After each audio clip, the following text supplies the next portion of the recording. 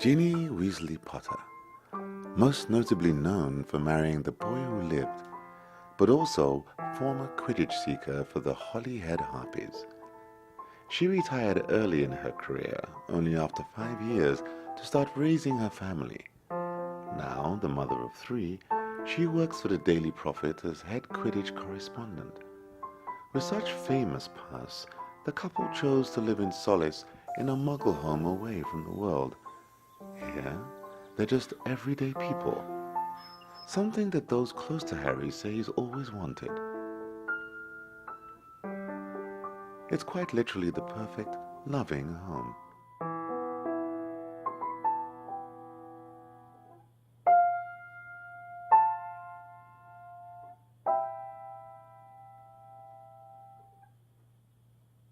Thank you for taking the time to speak with us.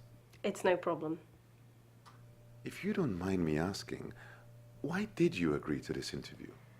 Well, when Harry and I heard you were making this, we knew people were going to have opinions and beliefs about what happened. Harry honestly doesn't care. He's always been very private. But I figured if people were going to tell their stories, they might as well hear the truth, and if not from Harry, at least from someone who cares about him. Does Harry know you're speaking with us? Yes. That's why he's not here today. He took the children to my parents for the day. Does he agree with your decision? He doesn't agree with a lot of the things I do sometimes, but he trusts me. Well, first, we'd like to ask you about the war. What was your experience like? After Dumbledore died, everything changed. I had to go back to school, even though people were dying all around us. When Harry was on the run? The night Harry returned, I'd managed to stay, even though I was underage.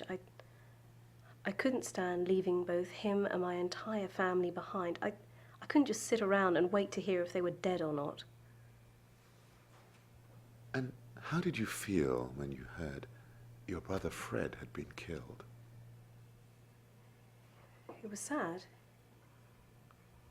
One of the hardest things to take in after it all settled. My brother George took it harder than any of us, even Mum. Of course he wouldn't admit it, but sometimes I catch him talking to Fred. He's not crazy, it's just he lost more than a brother that day. It's like half his soul is gone. Other than that, he's still the same old joker. His pranks are less cruel now.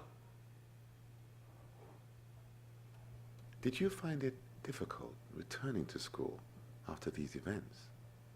A little bit. Of course, I didn't stay very long. I joined the Holyhead Harpies after the first term, after I'd taken my final exams, of course. Why did you leave school so early? Had to get out.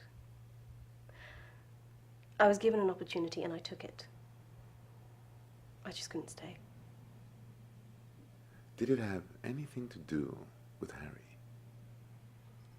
Tell me, what would you do if you almost lost the only one you really loved? I don't know. Then I really can't explain.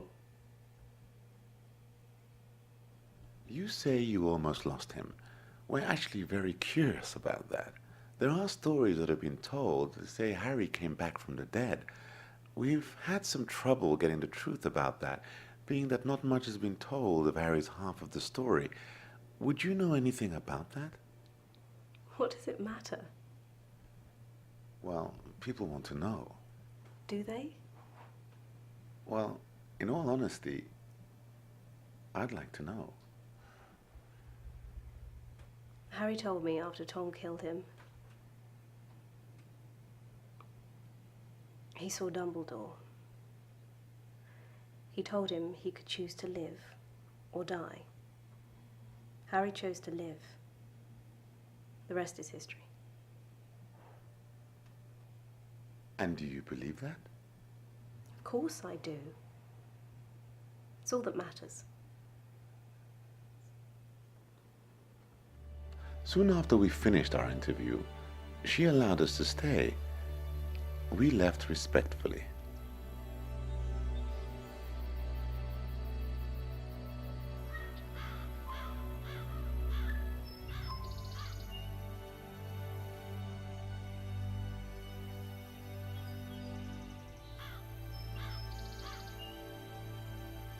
The term has ended. The summer begins and students spend the holidays afar from their families. The school lay abandoned. Over the 20 years, secrets have been revealed, hidden, and retold in many different ways. What happened that night still remains a mystery. But what is known is the bravery of the witches and wizards who risked their lives to better our future.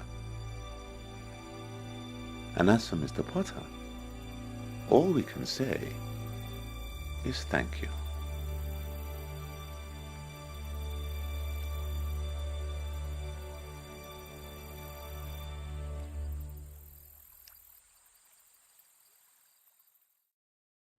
And a very special thank you to J.K. Rowling from the filmmakers. You have inspired us with your magical storytelling over the past decade, and we wish you every future success.